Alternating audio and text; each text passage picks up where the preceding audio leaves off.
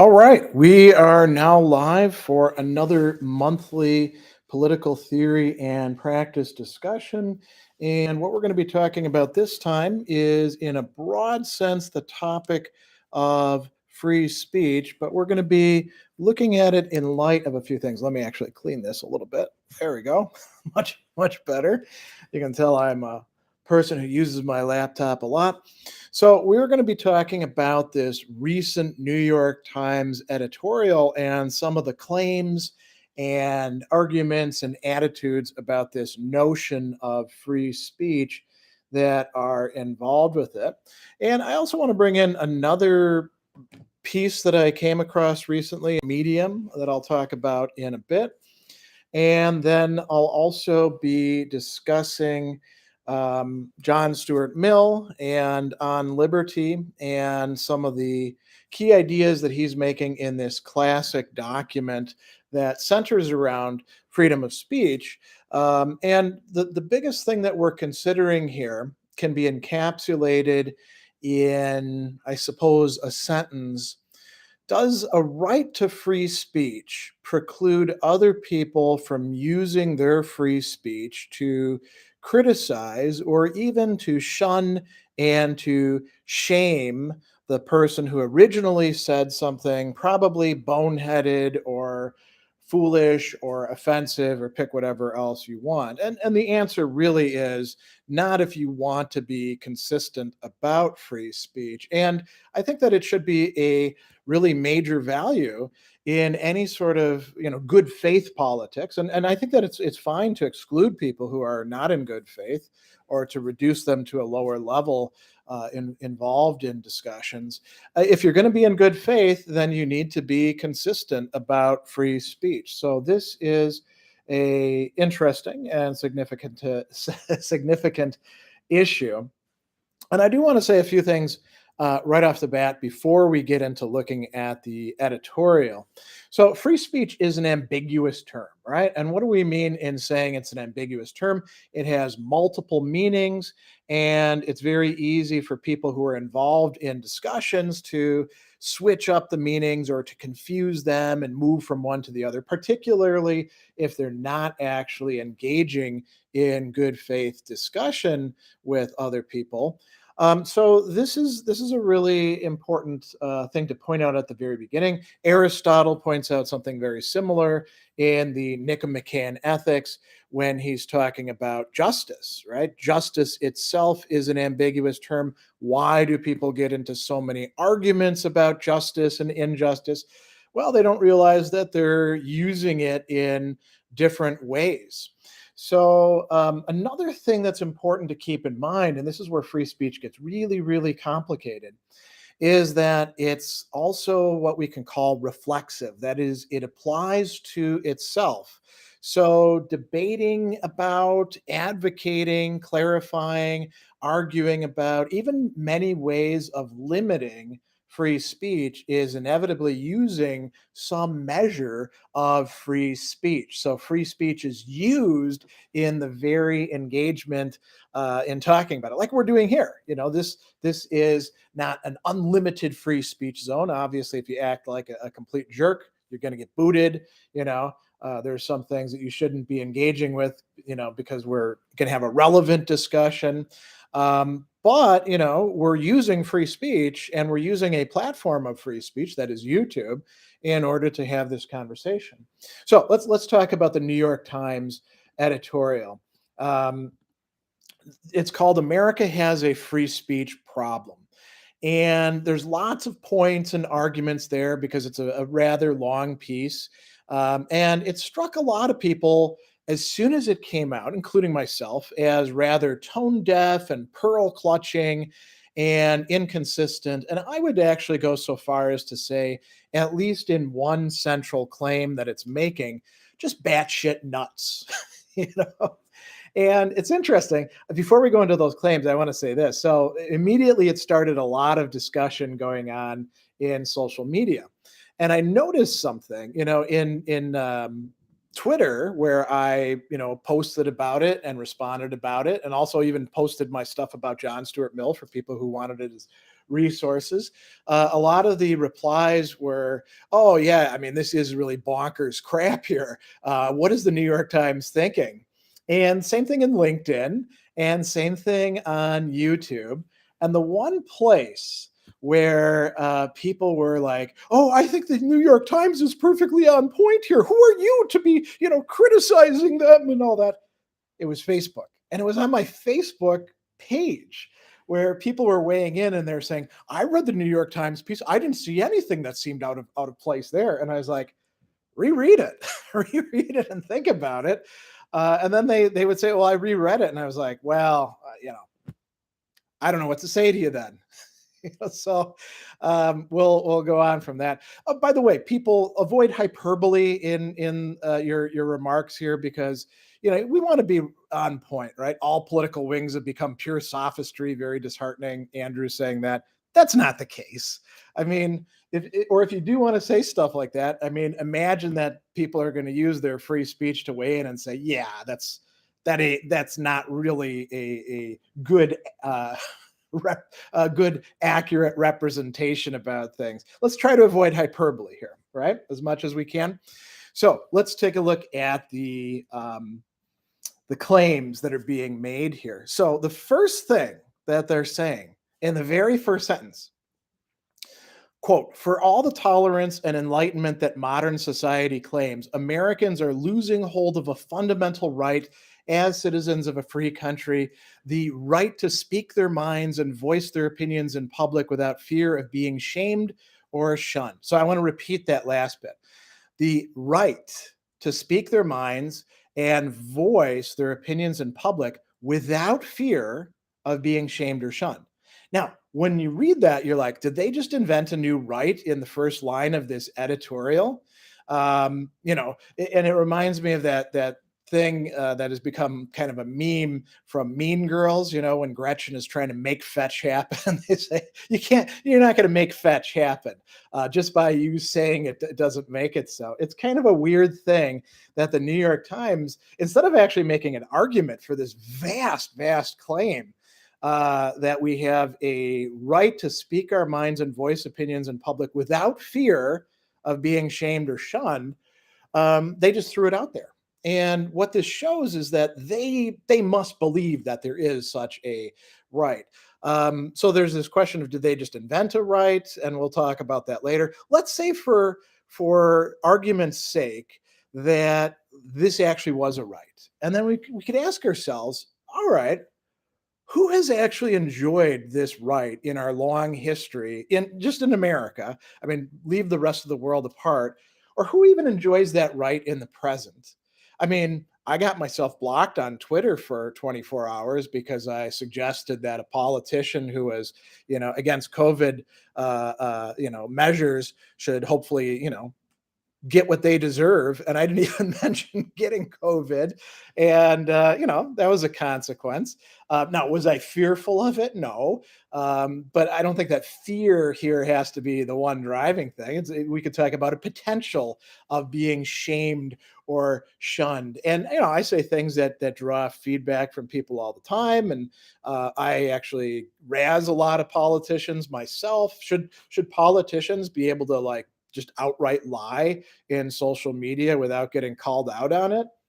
Maybe not. Maybe we have to ask, what's going on in the New York Times minds here, the editorial staff. They also made a second massive claim, and this is about causality for the social silencing and depluralizing of America, which is their terms that they're using there. So here's what they said. In large part, it's because the political left and the right are caught in a destructive loop of condemnation and recrimination around, and somebody already mentioned the word, cancel culture. Now, this is a big, big sweeping claim as well, which, as we're going to see, doesn't really have a lot of justification and requires playing very fast and loose with terminology. So we'll talk about that in a bit. Many on the left refuse, this is their words, to acknowledge that cancel culture exists at all, believing that those who complain about it are offering cover for bigots to peddle hate speech. All right, so yes, that there are people on the left who do claim that there is no such thing as cancel culture. I actually think that, you know, we have to talk about two different things, which we're going to get to later: cancellation as a concept, and then the much bigger claim about there being a cancel culture. Let's say the cancel culture actually does exist as some, amorphous systematic thing. Okay, then maybe some people on the left are denying that. They also say many on the right, for all their braying about cancel culture, have embraced an even more extreme version of censoriousness as a bulwark against a rapidly changing society, with laws that would ban books, stifle teachers, and discourage open discussion in classrooms. Yeah, if you've been following American news, you know that this is actually the case, and it's not just at a state level. There's a lot of local things as well. Um, but is this really the causality of a chilling of public speech? I think this is overblown. The third point that they make, and here's another interesting thing that they say. However you define cancel culture, now that we should pause on that. However you define cancel culture. So anybody can define cancel culture according to the New York Times any way they want to, right? Which means that it's kind of a bullshit concept. They say Americans know it exists and feel its burden. Anytime that the New York Times claims to speak for Americans outside of their little bubble, be suspicious. In a new national poll commissioned by Times Opinion and Siena College, again, way up, in New York, only 34% of Americans said they believed that all Americans enjoyed freedom of speech completely. The poll found that 84% of adults said it is a very serious or somewhat serious problem that some Americans do not speak freely in everyday situations because of fear of retaliation or harsh criticism. Now, notice how we're playing fast and loose with terminology here.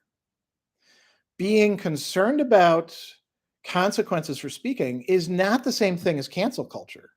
So claiming that this opinion poll shows that Americans know it exists and feels its burden, yeah, that's pretty sloppy, right? That's a sloppy equation here. Um, you know, Very serious or somewhat serious. You got to also look at the poll, how representative is the poll? There's all sorts of issues here, right? And I think that we should view the New York Times as representatives of the third extreme position on cancel culture. It's everywhere. Almost anything can count as being canceled, or at least the fear of being canceled, which is quite silly. The New York Times is really engaging in a kind of hysteria here, what we call pearl clutching, that I think kind of distracts from real issues that we need to worry about. The fourth point that they make that I think is kind of interesting, this is another quote: the editorial board plans to identify a wide range of threats to freedom of speech in the coming months and to offer possible solutions. Oh, well, thank you, New York Times.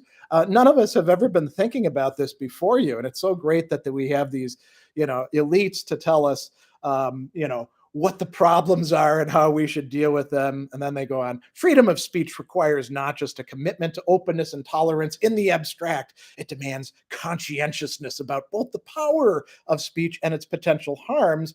We believe it isn't enough for Americans to just believe in the rights of others to speak freely. They should always find ways to actively support and protect these rights.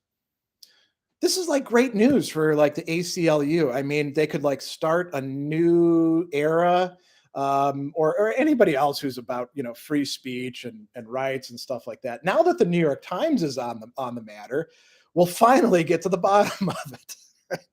Now, what am I doing there? Some might actually consider that shaming the New York Times. Isn't that awful that I'm, saying stuff like that, using my free speech to say that the New York Times is kind of silly here? The fifth point that they make that I want to bring up. Here's another quote: the old lesson of think before you speak has given way to the new lesson of speak at your peril. You can't consider yourself a supporter of free speech and be policing and punishing speech more than protecting it. Free speech demands a greater willingness to engage with ideas we dislike and greater self-restraint in the face of words that challenge and even unsettle us. End quote. Now, again, when have most of us in our lives not had to like shut the hell up So we didn't get fired or disciplined or a bad grade or, ostracized by our friends and family or, avoided by people in our workplace. Who hasn't learned that think before you speak can mean speak at your peril, you know? It's really quite silly to see the New York Times claiming this, greater willingness to engage with ideas we dislike. Many of us live in environments where people are constantly spouting ideas we dislike. Greater self-restraint in the face of words that challenge and even unsettle us. Again, the New York Times is so out of touch. In what world did the advice "think before you speak" not for many of us mean speak at your peril?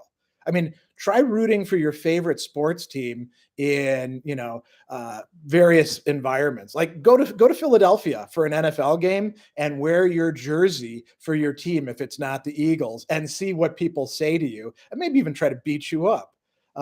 As I was plotting out my notes for this, I was remembering back in the early 90s, I used to have my Army field jacket. And this isn't even speaking, this is just wearing a jacket. And I remember being at a bar and two Marines wanting to kick my ass because I was wearing my Army field jacket, and they're Marines. And Marines and Army people don't really like each other, at least didn't back then.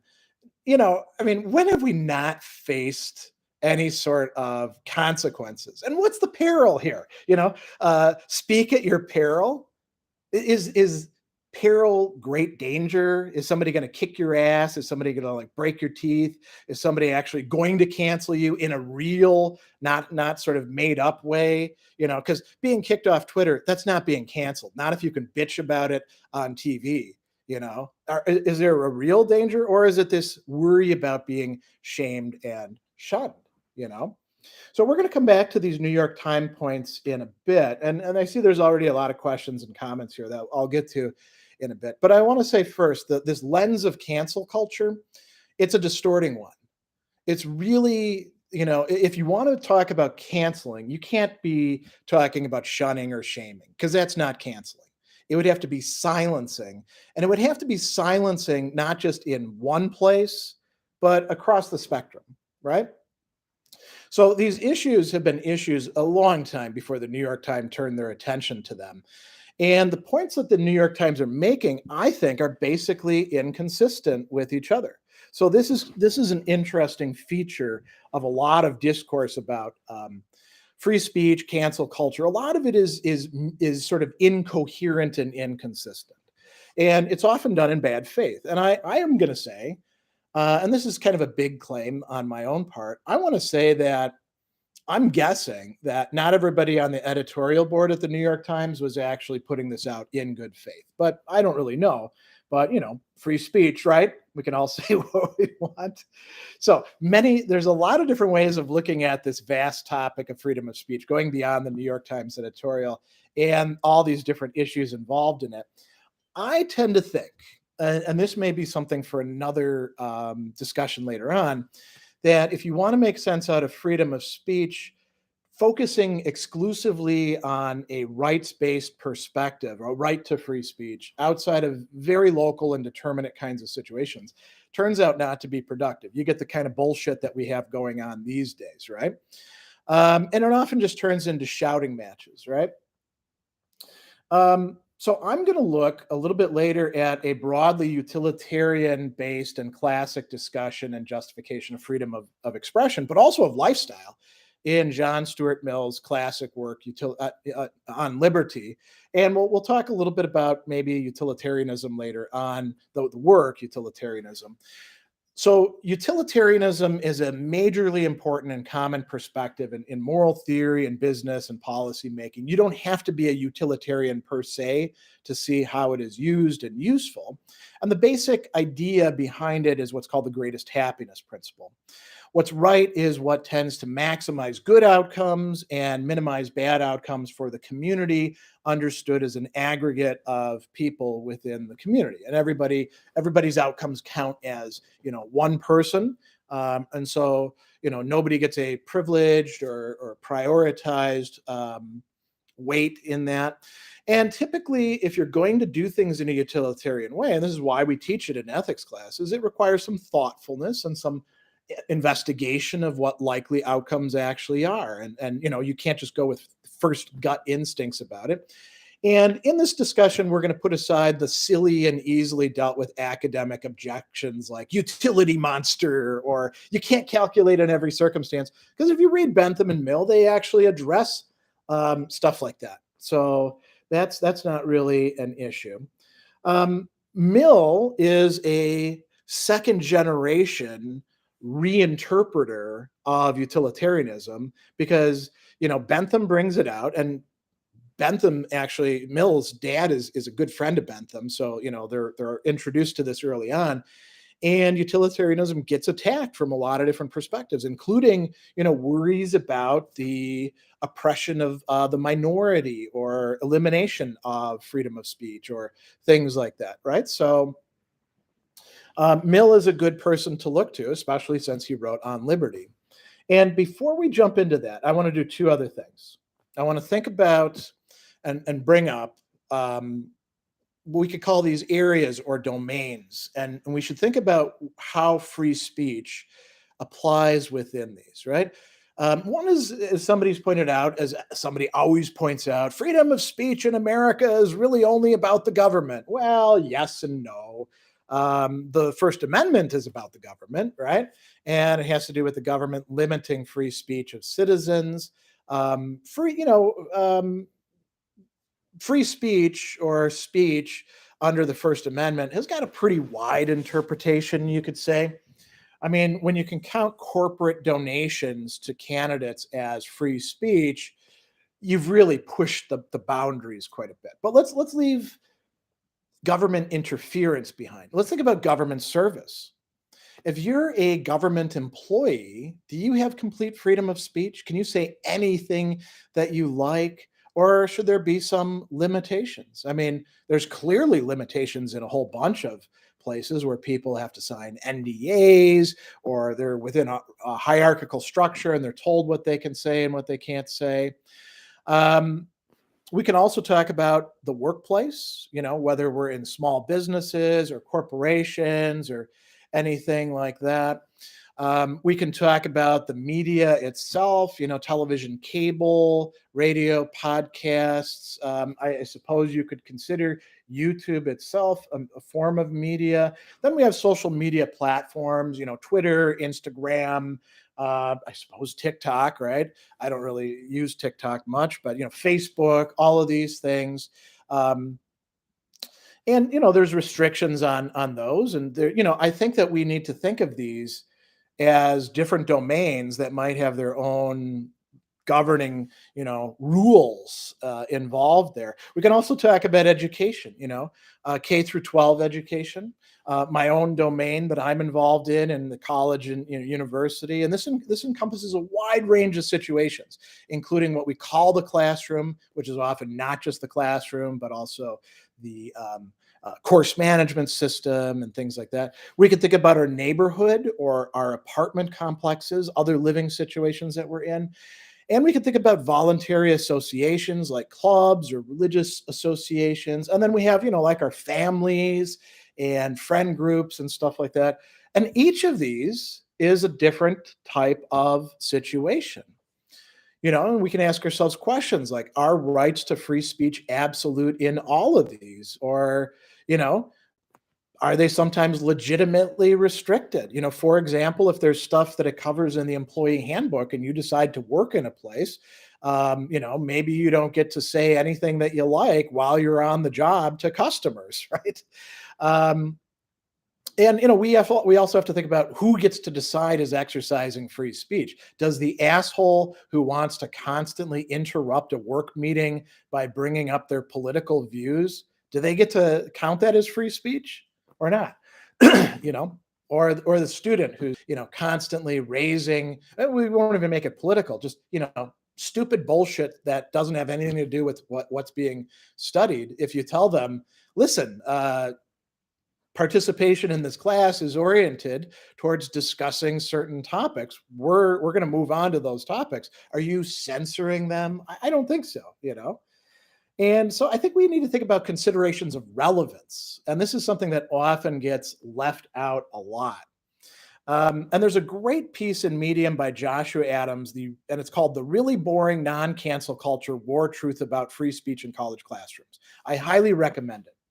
He says this, and I'm quoting from his piece: I think we fetishize debate, particularly in academia, in ways that aren't realistic. This discourse is more often than not discourse between elites about a handful of classes at a handful of elite universities, and does not reflect the everyday, mundane, and unsexy material reality of what happens in the vast majority of college classrooms around America, or the West, the vast majority of time. In most classes, most of each individual class, and most of the entire semester, debate isn't something that's happening outside of pretty meta-specific instances. In the events that debates do happen, most professors guide the conversation. They make sure that students are working with the same definitions for terms, try to bring it back when it gets too tangential. The only pushback really comes when students get objective facts wrong and give very bad reasoning. He goes on further, many people who seek or sought out debate in college often have a certain personality type, major and affluent background. In my experience, they aren't always the heroes and high minds people think that they are. The average student is likely in class worrying about paying their tuition, and if the degree is worth the massive debt, not boiling over inside because their professor is too liberal and a queer student demands to be referred to using they pronouns. He's totally on the mark, you know. I'm gesturing over to Marquette University and the other places here that I have taught. I can tell you that these worries about what happens at Harvard or at Evergreen College, those are not what most professors and most students are facing. That's the sort of crap that people who either only belong to that bubble or who know nothing about higher education because they've avoided it or they dropped out of it, like our former governor, Scott Walker, who was a Marquette dropout, we have to go into his many failures. People who don't really know anything about education but are buying into right-wing talking points believe this sort of bullshit. For the vast majority of college students, the real thing is making sure that they're actually getting value for their education. And that means that there isn't an awful lot of debate going on. There's certainly discussion. Free speech is used, but it's not used in this antagonistic culture warrior kind of way. So I think that's a good piece to look at. John Stuart Mill. Let's talk about Jeremy Bentham first. Bentham writes in his utilitarian, philosophy, particularly in, the early work, like the introduction to the principles of morals and legislation, or also in the nomography and deontology, talks about sanctions. Now, what are sanctions? Sanctions are ways in which a person's behavior is rewarded or punished, including what it is that they say. And Bentham distinguishes 4 or 5 different sanctions, 4 in the introduction, 5 in the later works. So there's the physical sanction, right? You want to know whether it's a good idea to poke yourself in your eye? Give it a try. And the pain tells you, don't do this anymore, right? Some other more qualified physical sanctions. Do I like to drink my coffee black, or do I like to drink it with some cream in it? I prefer it with cream. I could try it black, and then I'm like, not quite the pleasure that I want. And our life is full of these sorts of things. Let's put those aside. Then there's political sanctions. Political sanctions come from political institutions. They are the effects of law and institutions on people. So we can talk about freedom of speech, being restricted by political institutions. That's great. Okay, so there's another sanction. Put that one aside. Then there is what he calls the social or sympathetic sanction, which is other people's pleasures and pains affecting the person. And they can do so in a very direct way, like, you say something asshole-ish to somebody. For example, when I was a kid, my dad pointed out to me, and I don't know what the context was, that when he was a kid, my age, his ears stuck out and his classmates called him Dumbo. And then I looked at him and I said, yeah, you are a Dumbo. and I could see the pain on my dad's face, and then I felt sorry, and then I stopped doing that, and I apologized. Well, that's what Bentham would call a sanction, seeing somebody else's pains, and he would actually call that the motive of benevolence, taking sadness in somebody else's sadness, or taking pain in somebody else's pain. And this is what happens with like decent people, right? Um, it can also be somebody saying, "Hey, you're an asshole.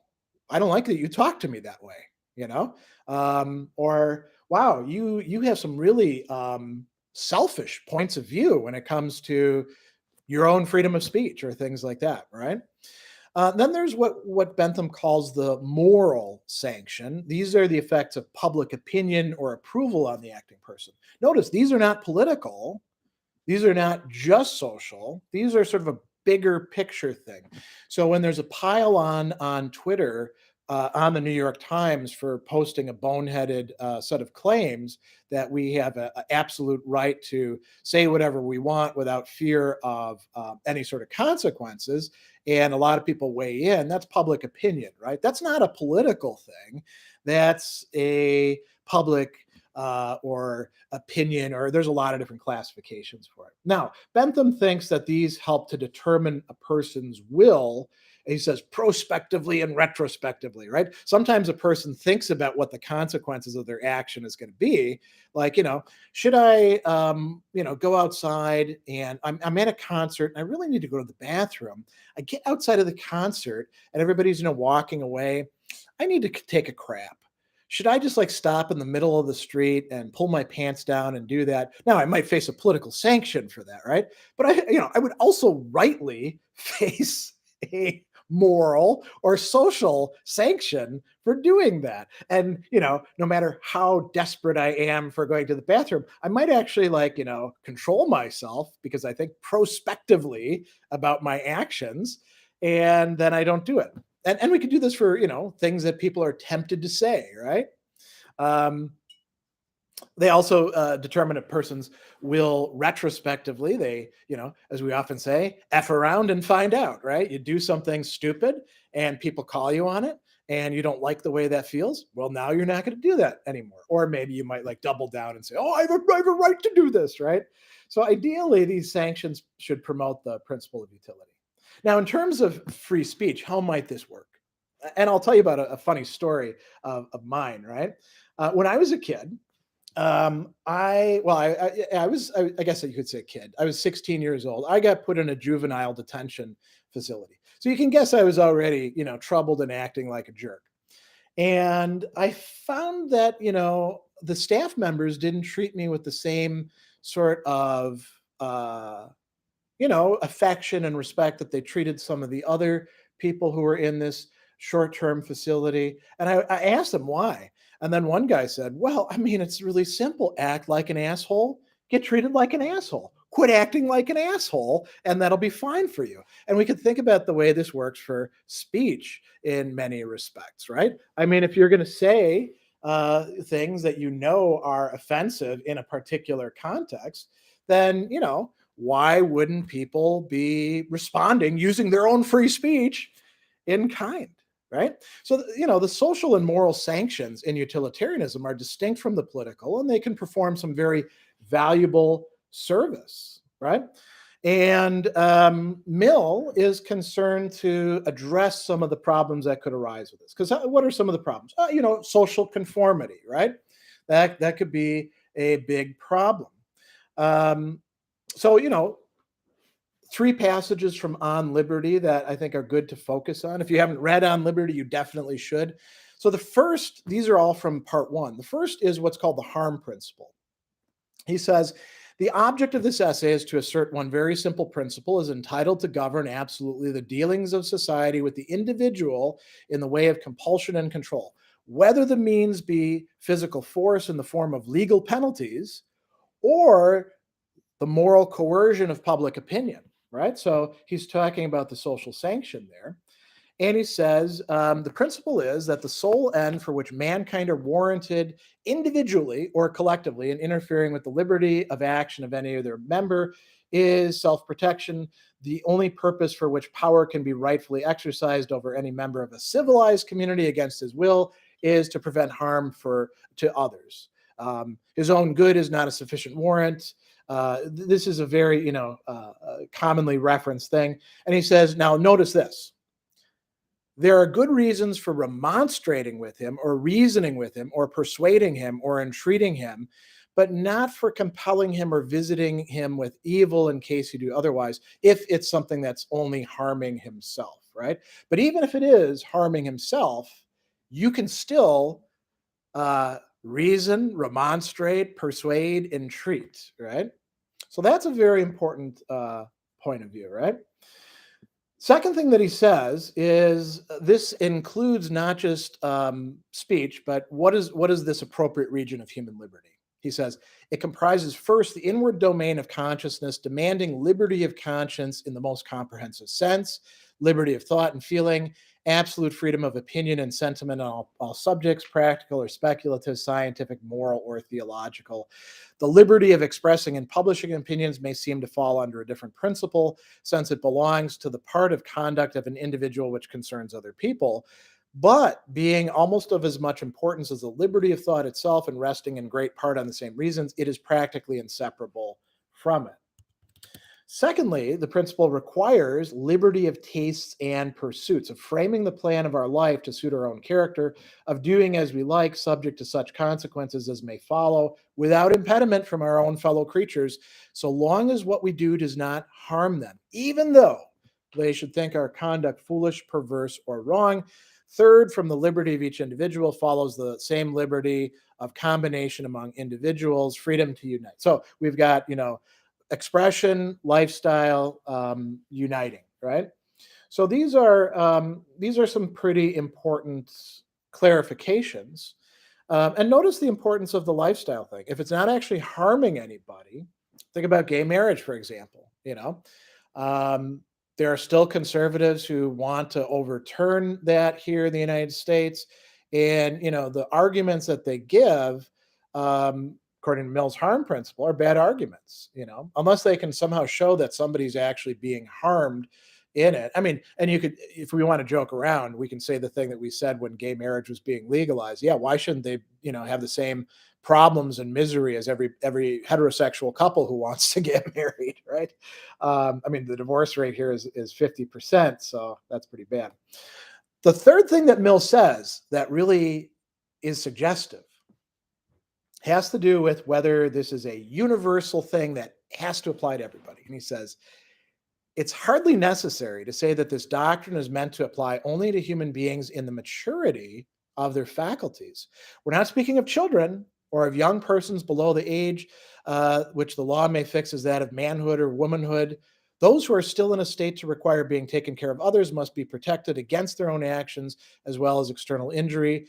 For the same reason, we may leave out of consideration those backward states of society in which the race itself may be considered as in its nonage. He means the human race, right? And nonage means, it hasn't matured yet.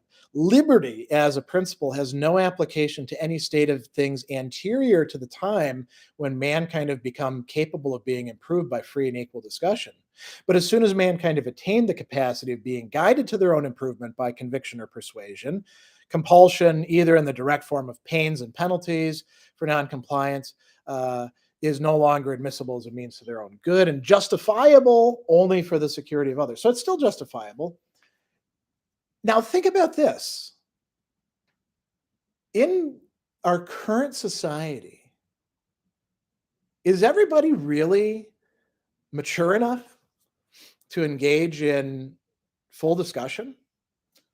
I mean, if your brain has basically been rotted by ideology that you just parrot constantly and you can't actually take in new information, and you're like totally distrustful of anybody who isn't like you, you're kind of immature, aren't you?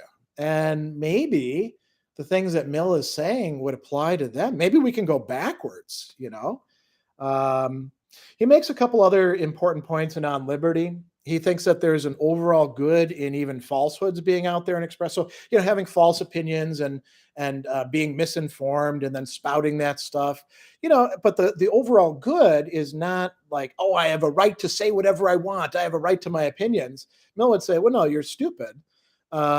you're conducing to the overall good because the truth should be able to come out of these discussions, by contrast to your stupid things that you're saying, right? Or ill considered or foolish or ideological or something like that. He also talks about whether expression should be censored or punished because of the mode of expression. He calls this intemperateness, and he gives examples: invective, sarcasm, personality, meaning, attacks on the person, or polemic. And he says, you know, I understand why people want us to be more civil and nice to each other, but they're very often, and he's saying this in his time, but this applies in our time too, they're very often so selective about this. I mean, if we're going to have free speech, you got to accept that people are going to call you a bozo sometime, or make fun of you, or bring up, if you're going to tweet stuff and then people bring up your previous tweets and point out to you that you're being inconsistent and a hypocrite, or even a liar or something like that, you got to roll with that. The last thing I do want to bring up is that, this does extend to lifestyle. What would be good examples of things that do in fact harm other people?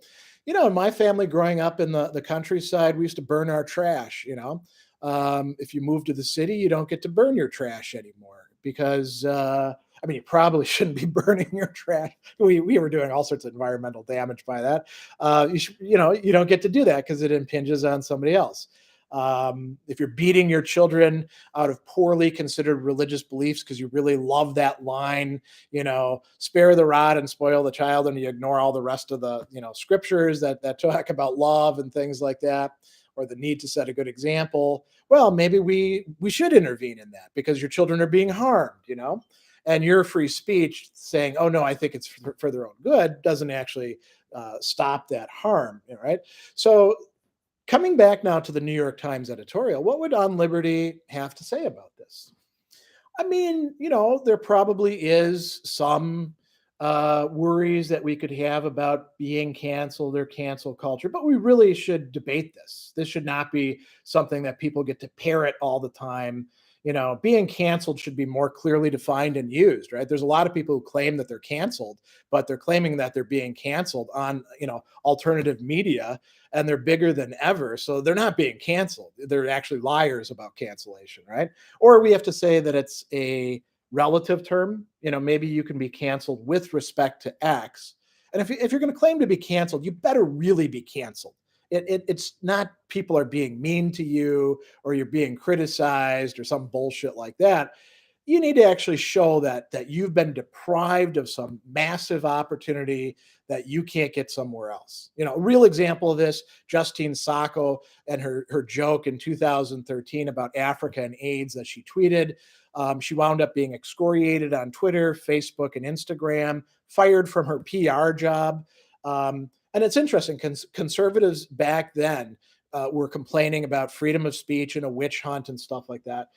She was fired from a PR job. She was not fired from being a janitor. She was not fired from something else.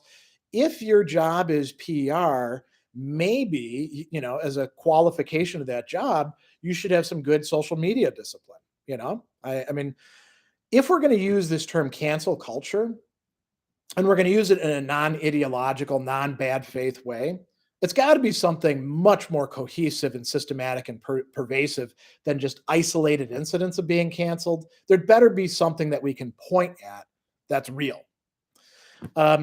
Is shaming and shunning part of cancel culture? No, because shaming and shunning is not deplatforming. Shaming and shunning is not silencing. Shaming and shunning is not the same thing as doxing somebody, right? It's criticizing somebody. It's deciding to use your own freedom to say things in return about them and to say, I'm not going to have anything to do with you. If one of your coworkers is a rabid racist, you don't have to go out for drinks with them. You're not canceling them. You're not, restricting their free speech in a way that's, so awful, like the New York Times is worried about. You're actually exercising your own freedom in that case. Um, you know, And so maybe people actually ought to be concerned with the consequences of what they say and think about the discourses and situation. I mean, if you think that you should be able to say anything at any time, anywhere, you're kind of just an asshole rather than a free speech advocate. It's a fundamental kind of selfishness and narcissism, I would say, that should be called out by other people, that deserves shaming and shunning, you know? So this idea that people should have a right to free speech, you know, without any fear of shaming and shunning, that goes against like the whole tradition, basically, of serious discussions of free speech. And it's nonsensical ultimately because, you know, the New York Times themselves are making moral claims here about who should be allowed to, you know, express what. So that is pretty much all that I have to say here. We're gonna go longer on this one, I'm sure, than we normally do, an hour. And now it's time for me to like start responding to some of the many, I hopefully thoughtful, in good faith comments here. So, JB Bell, very curious to hear your thoughts on companies that hold near monopolies on the press of our day. There are no companies that hold near monopolies on the press of our day. There's many outlets out there. You know, if you're talking about like newspaper and radio companies, there's a lot more conglomerates than there ought to be, and they do engage in some censorship, right? Sometimes they just engage in crappy journalism, like our current, you know, Milwaukee Journal Sentinel has really declined significantly in the last 10 years, unfortunately, after they got bought out. You know, and the New York Times itself is definitely not what it used to be. But you know, there isn't a company that has a monopoly on the press. We have lots and lots and lots of outlets. So that to me seems kind of a non-issue, right? And if we're talking about social media, you can say, well, you know, Facebook controls Facebook. Yeah, but if Facebook controls Facebook and you don't like that, go to Twitter, go to Instagram, go to, I don't know, you can even like argue with people on Pinterest, or you can have your own Discord server, be on Reddit. There's all these different alternatives and opportunities, right? All right, Zeno of Alea, I don't know much about politics, read Aristotle, but not his politics works. Any ideas for starting off? Well, read his politics, you know? There's like an entire world of things out there that you could read. Artie says, wait a second, I'm supposed to have a good faith discussion. Yeah, now, so that's interesting, right? We can impose that as a condition for getting to discuss issues of free speech, right? Are we restricting people by doing that? Are we interfering with their free speech? I mean, sure, but it's not like if I kick somebody off, or actually Mark, who's you know, deleting some of the people who are making assholish comments here, kick somebody off, like they can't go and write up whatever they want on their own personal blog or shoot their own video, or you know, they're not being censored in any important way, right? By being demanded to be in good faith. All right, let's see what else we got here. Jordan Tahani, it begs the question, meaning it raises the question, because begging the question is circular, right? What is the role of shame in public discourse? Yeah, that's a big question. We're probably not going to explore that all here. That could be a whole other thing. It suffices to say, if you say stupid, you know, clearly biased, misinformed things, maybe it's a good thing that you get shamed. You know, I know I've certainly benefited by people calling me out on stuff. You know, didn't kill me, didn't destroy me psychologically. Oftentimes it you know, made me say, oh, I got to back up, and like, before I get into this discussion, I'd better, you know, better find out what the hell's going on, or figure out, you know, why I'm wrong about this sort of stuff. Brenda, get what they deserve would be interpreted as advocating violence. Could be interpreted, not would be interpreted, right? There's choices there. You know, it all depends on which direction we want to take something, right? And actually, I'll just go on record here and say that I kind of think that people who are interfering with any sort of COVID mitigation stuff and are openly spreading misinformation if they happen to wind up with COVID, well, maybe they did get what they deserve, because there's plenty of other people who got COVID who didn't deserve it. And very often, these people who interfere with, putting any sort of mask mandates in place, who shame other people, get in their faces about wearing masks, they're often, causally in some sort of complicated way responsible for it. So, I think the key there is deserve, right? Brenda, there are no sane players on the far left or right. Well, the far left or right are not the majority of people, so that's kind of a non-starter. Mark, I don't think anyone sane believes in absolute freedom of speech. Yeah, including John Stuart Mill. He doesn't believe in absolute freedom of speech. The question is instead what kind of speech should be excluded from the public sphere and how we are to publish transgressors. And again, we need to think about what the public sphere is. Is the public sphere social media? Is the public sphere college and university classrooms? Is the public sphere the workplace? We can go on and on and on. Is it going out in the park and holding up a sign? Is that the public sphere? What about putting a thing in my window? Is that the public sphere, right? We need to treat these different kinds of domains differently from each other, I think, right? All right, let's see what else we got. A lot of back and forth discussion here that I'm going to skip over. All right, Brenda says cancel culture is not about countering free speech with better speech. It's about going after somebody's livelihood or employment so their voice is removed from the public sphere. Yeah, that's true. So unless I've been thinking about this a lot, we shouldn't call something canceling unless some pretty high bars are met. One would be being like totally pushed out of the public sphere, right? So getting kicked off of Twitter is not being canceled. Not if you can go onto TV and bitch about it or write in your blog about it or, get to do presentations about it or stuff like that, or go on somebody's podcast and whine about it, right? You're canceled unless we want to say that canceling is only canceled with respect to X, right? And in that case, we'd be using the term in a very, very restricted, qualified way. If we want to use it in a broad way, you got to be kicked out entirely to be canceled. You have to have no place or only very marginal places to get your message out in order to truly be canceled. And there have been many people who've been canceled in the past in such a way, including within, the research community, science itself.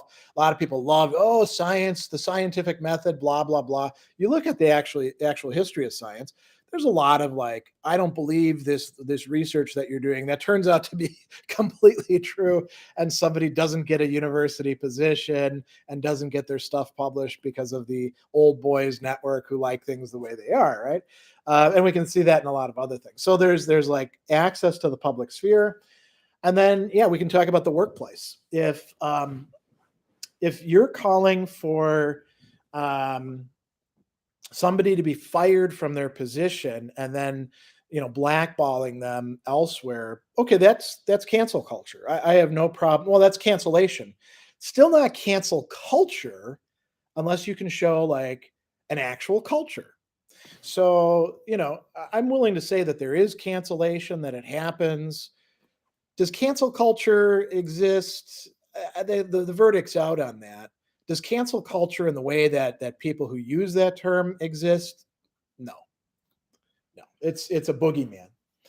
All right, Colamoose, have you seen the new Batman movie? I haven't seen the new Batman movie. Probably won't too. I'm not into superhero movies very much. Secret Asian Dan, what is politics? Has a video about it at will employment as the original cancel culture. That's not cancel culture. I mean, at will employment means that you can be fired at will if the employer wants to fire you, but it's not cancel culture because you can go get a job somewhere else, right?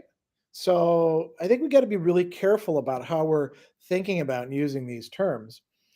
All right.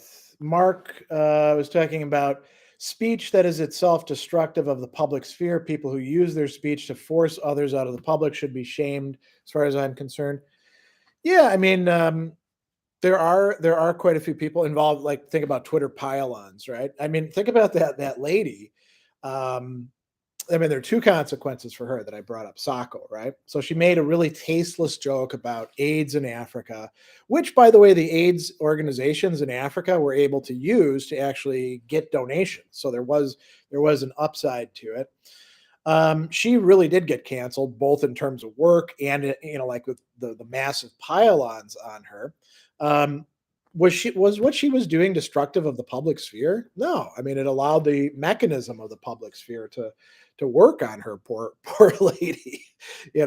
What she suffered was quite disproportionate to the harm done by whatever it was, by her offhand tweet, right? But there are a lot of people who are trying to control the public sphere.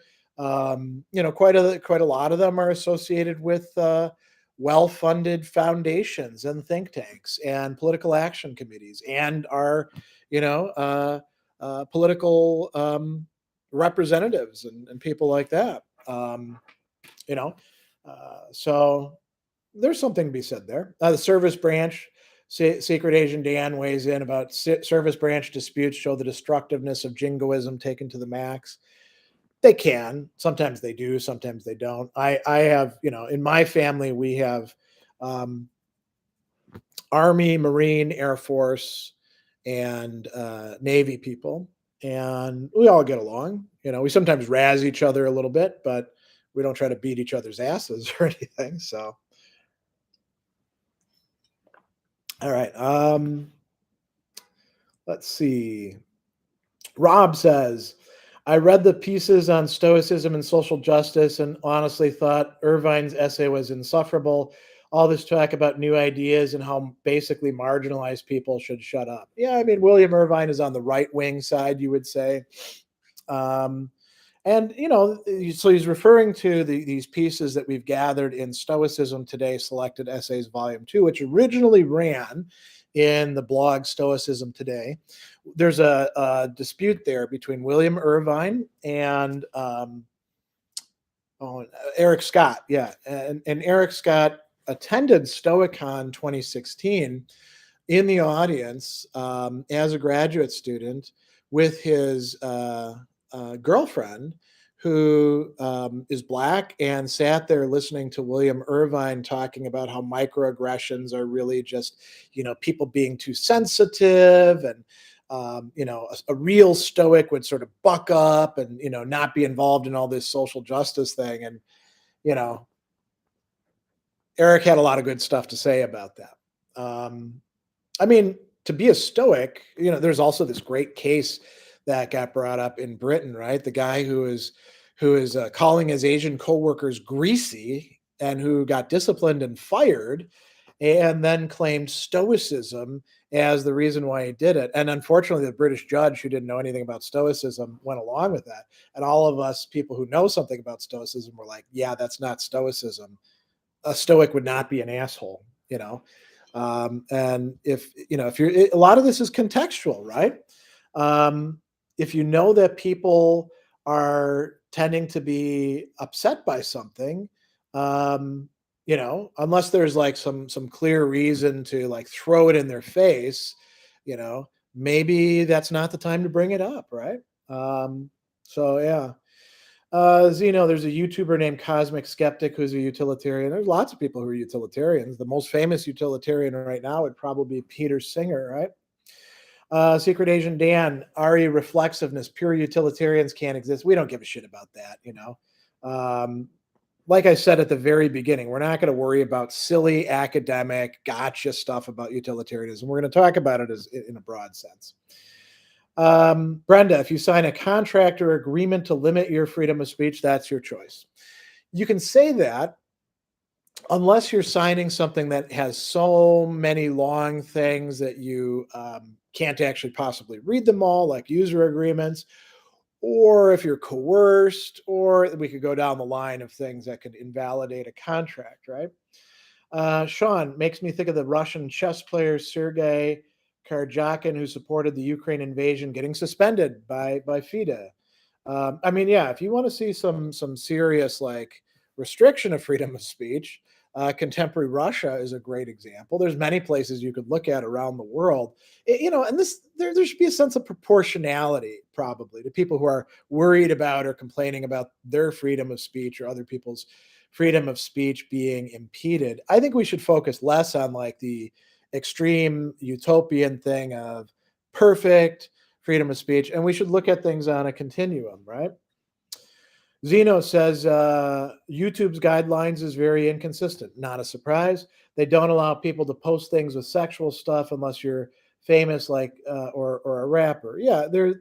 You can say with social media in general, and you can also say this with media in general, that if you belong to an elite, you probably get away with a lot of stuff that people who are lower down don't get to, right? Not saying that's okay, but that is quite true.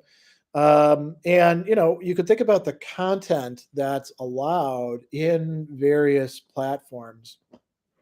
I mean, YouTube is in large respect what they allow, what they don't allow is I would say, a product of the uh, American um, set of mores.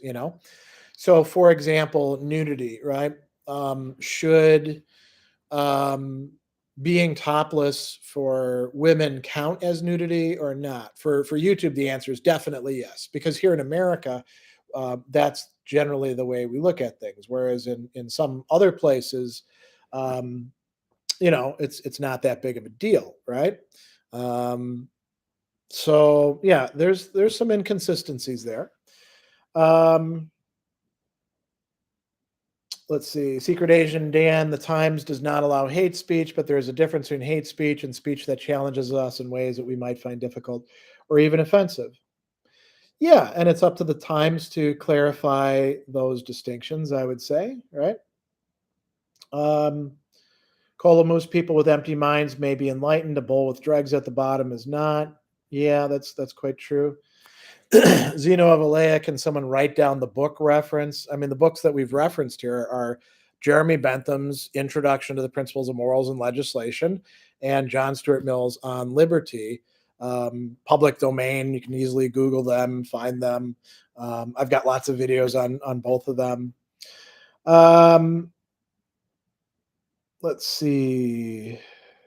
John Holloway, I think part of the problem with bad classroom discussions is that society, a fetish for an individual who argues against the crowd. I've met too many people who think contrary equals insightful. Yeah, being contrarian is sometimes just being a kook or a jerk. It's not necessarily being the social critic that we all need and desire, right? There's a lot of that, and a lot of times people who are doing that are not very original. They're just echoing somebody else's talking points. So, I mean, do I need to have Noam Chomsky or Tucker Carlson, or pick whoever you want from left or right, brought into my classroom in soundbite form, disrupting our discussion about Mary Wollstonecraft and how things are for women in society in the 1800s and today? Probably not. I mean, the other thing that it occurs to me is that people who spout stuff and want to be involved in a debate, they often don't realize that so many other people around them, they're not hearing this stuff for the first time. They've already heard it, thought it through, and they're like, yeah, that's garbage. I don't want to consider that anymore. Well, do I have to hear this stupid point for the 438th time and respond to it again? You know, I don't think that we actually have a duty to do that. I mean, if we're teaching a class, uh, we have to treat each new batch of students as a new batch of students. It would be unfair for me to say, somebody brings up an objection to Plato. It would be unfair for me to say, I already heard that 20 years ago. I don't have to deal with that now. But, when it comes to a lot of this stuff, if people are just regurgitating tired old things, we're not under an obligation to engage with them, right? Oh, Brenda says, don't Google people crapping in public. Yeah, I imagine that would lead to some stuff that you don't want to see. All right, John Holloway says the crapping in public example reminds me of the famous Pee Wee Herman canceling after he was caught playing with himself in a porno theater. That's a good example. Yeah, I mean, but he hasn't been totally canceled because he's back on, in shows now. So sometimes cancellation wears off. But that was, I mean, it's interesting. Think about the difference in time, in era, right? Pee Wee Herman could be canceled. He could be taken off the air. He could be not hired back. He could be effectively marginalized back in the 90s fairly easily, right? Can you do that as easily now? I mean, if somebody does something stupid and offensive, and they get kicked off of their TV shows, right? They can start a podcast. They can get on YouTube. They can do their own thing. And there's going to be all sorts of people lined up behind them who are like opposed to their cancellation, and they'll buy t-shirts and they'll buy all sorts of other merch and stuff like that, right? So, we are kind of in an era where it's harder to cancel people, at least in certain respects. When it comes to the employer thing, maybe it's easier to cancel people. You can find out where somebody works quite easily, whereas maybe in the past it was harder to do that. All right. And Mark points out maybe the issue with Pee Wee Herman had more to do with the fact that he was a children's entertainer. I think that was part of it, I mean, so Mark says, I guess the question is, are you okay having your kids watch him knowing that he does that? And the does that would not be masturbation as such, because, as we know, most people masturbate, right? And many of those who say that they don't are just lying. So, I think we can assume for any given adult that they probably do that. And so, any actor on a children's show probably does that. The question would be, do they go to a porno theater and do that? I mean, I imagine porno theaters still probably exist somewhere, but they've been seriously cut into by the existence of the internet. That's probably enough on that. So, all right. There's more about Pee Wee Herman. I'm going to see if we can skip down and find some other stuff. Brenda says mature in age, but I'm not responsible for others' immaturity. Quite true. Yeah. When it comes to free speech, we're not responsible for what others say unless we choose to incorporate or endorse it, I suppose, right? John Holloway points out we've been canceling people for a long time. Social media just made it happen faster and more publicly. Yeah. I mean, people have been canceled for a very long time, and generally people who were already in a one down position could be easily canceled. If you were speaking up at work and you were not already in a protected or privileged position, you might get canceled, right? If you got into a debate with a public figure and you were in the right and they were in the wrong, you might get canceled, in the sense of that we've talked about before, deprived of livelihood or pushed out of the public sphere and not allowed anything but the most marginal places to be. This has happened a lot in the past. Usually the cancellation wasn't so much about, big people who, had a lot of power. Although that seems to be the worry about people with cancel culture these days, the elites are suffering, it was more often the ordinary person, right? So, all right.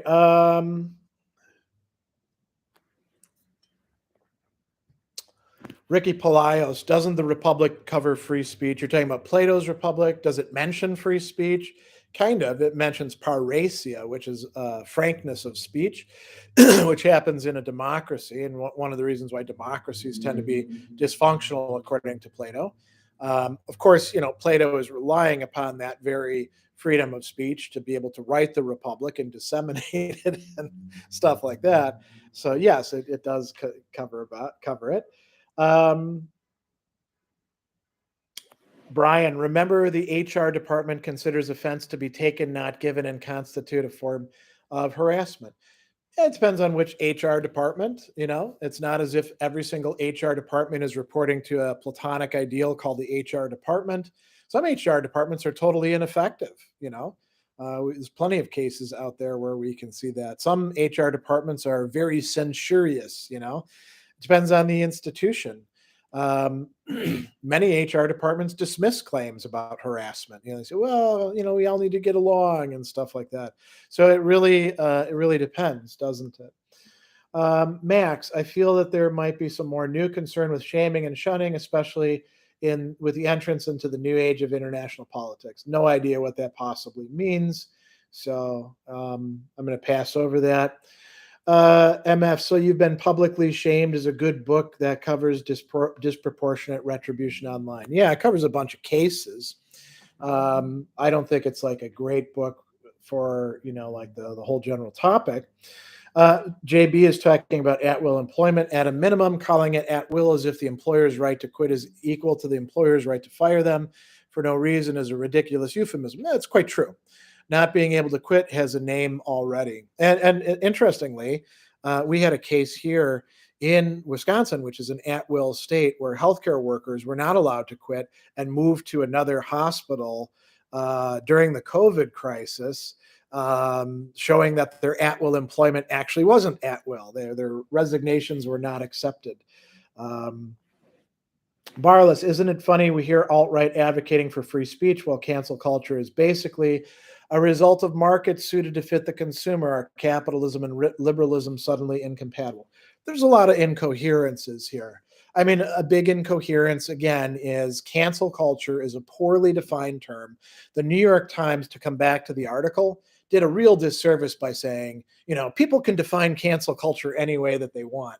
I mean, if they really want to get serious about this, they should do an editorial saying, what you're calling cancel culture isn't cancel culture. This over here is, and start restricting it, right? And calling people out for being sloppy and fast and loose and bad faith in their use of the term, right? JB Bell, Irvine actually got booed at that talk. That was some free speech shaming. Yeah, it was mild booing. It wasn't like, the whole place turned against him. The video for it's available, I'm pretty sure, on the Modern Stoicism website. Brenda, with respect to Stoicism, could not a Stoic speak out against an injustice to himself or others? Stoics not only could, Stoics did.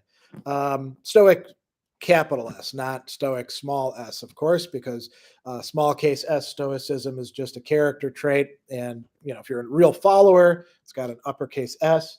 But Stoics were very clear. I mean, read Epictetus's discourse. He shames not just his own students on occasion, but people who come to his place. And he's like, listen, buddy, I can't do anything with you. Or, a local father or the procurator who got into a tiff with the people in the theater, and they booed him and stuff like that. I mean, Epictetus does that all the time. Seneca doesn't pull punches.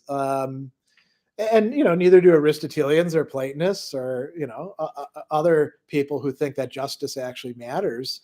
All right, Paul. Western politicians are using the threat of nuclear war to effectively cancel any serious. That's bullshit. Any serious debate about NATO closing sky over Ukraine. That's so silly. There isn't any cancellation of serious debate. It's going on all the time. It's happening in Twitter. I mean, I see stuff about it every single day. I think that you're probably using cancel in a very weird way here. So Mike says, so true, nothing groundbreaking or politically incorrect about Heritage Foundation talking points. Really, anybody's talking points, by virtue of being talking points, are probably not going to be groundbreaking or even very interesting. All right, let's see here. Barless says canceling random Russian people, their communities and culture in the West actually does a favor to a guy like Putin and his politics of censorship. Which random Russian people have been canceled? I mean, this is where we get to interesting things, right? So, can we talk about Dostoyevsky?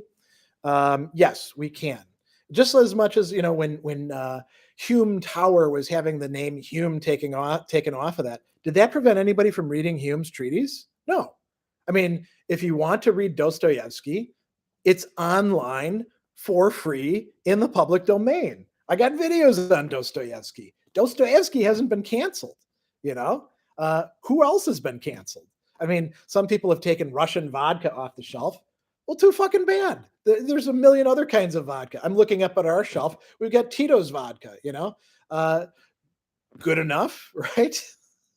I mean, these sort of things. If you're gonna use the word cancel, it better mean something, right? So this is a big problem. Johann Sig, isn't part of the concern that cancellation is done by a mob, but a mob that can't claim to be a majority by any means, also by powerful people with political agendas? I don't know that that's the concern. I think that people who use the word cancel sloppily very often don't really know what they're trying to say. They flail around with it. I mean, a mob. What mob? I mean, are you talking about people on Twitter? Are you talking about, people who happen to watch Fox News and get riled up about something? Are they a mob? Where are they gathering? Mob is being used in a very metaphorical way there. Um, Powerful people with political agendas. Yeah, I mean, when Tucker Carlson calls for somebody to be called out and he's trying to cancel them, okay, that's a person with a powerful agenda. When Donald Trump was doing all of his nonsensical bullshit on Twitter, I guess you could call it that. People who fund think tanks, which, I mean, funding a think tank, that's a big investment, and it takes a long time for that to pay off because think tankers are slow writers and contributors. But I suppose that could lead to people being canceled. But again, we have to be really, really careful about what we mean by cancellation. Zeno, what do you think of Christopher Hitchens' own free speech and his free speech debate? If you've seen it, Christopher Hitchens, own free speech, right? I mean, I don't think I've seen him involved in a debate. I'm not a fan of Hitchens. I know a lot of people out there are, but I'm not. In all caps, XZ, CNN is trying to cancel Putin. Again, sloppy use of cancel. What the hell do you mean by it, right? And how would CNN cancel a head of state? Just ridiculous. I mean, shows exactly the sort of thing that we're talking about here. All right, Derek, don't defend attacks on the common Russian people. We're getting off track here with worries about the common Russian people. I mean, who speaks for them, right? All right, Jason, recently purchased your book, Reason Fulfilled by Revelation. Would love to have you sign it if there's a way to get a hold of you. I mean, it's very easy to find my information out there on the net. It's very easy to find my email. That's a good thing to email me about. All right, Mark, Greg, do you think that when the languages of ethnic minorities in nation states aren't recognized as official state languages, that constitutes a form of oppression? And notice, this is good, not using the word cancellation, but oppression, calling things by more accurate names. Yeah, I mean, this is a big problem. Mark is in South Africa, where this has been a significant problem for many of the different languages. It's an issue here in Wisconsin, where we've had a lot of Hmong immigration. After the Vietnam War, this is one of the most. This and Minnesota and Michigan, a lot of Hmongs came here. Took a very long time to get Hmong language classes to be offered. Very important to the survival of that community, which is quite vital here in the Milwaukee area, by the way. And we could go on and on and on about, different languages. So I think that, failing to provide or even like discouraging the use of languages can be quite oppressive. Ollie Power, I think your point about Dostoyevsky is well made. However, a month's performance of Swan Lake in Dublin was recently pulled completely. It's sad and crude. It's more stupid than anything. I mean, what prevents you from going online and seeing any one of many performances of Swan Lake? It's not like Swan Lake has gone away, right? So either we're going to use the word canceled in a way that actually means something, or we should probably stop using it, you know? So, all right. So we don't have a lot of new questions and comments. This is probably a good time to draw to a close because I do have another online event for Patreon supporters of the Half Hour Hegel Project that I'm going to have to get to in a little bit of time, and I should eat something for lunch and check on my little cat, Sassy. Many of you know about her because I post about her constantly. But this has been a great discussion, and there's a lot of other issues I think to explore. The New York Times thing has provided us with a good opportunity to reconsider these questions about free speech. I highly advise all of you to check out John Stuart Mill's On Liberty. It's a classic document in discussions about free speech. Ricky mentioned Plato's Republic. That would also, book 8 would be a good place to go to think about speech and its relation to the political community. Somebody else mentioned Aristotle's Politics. That's another good place to go and think about these sorts of things. So I look forward to great, discussions next month. I'm not sure what topic we'll pick. It might be another thing connected to free speech to follow up with this, but thanks for all the questions and comments, and I will see you next time in the ether.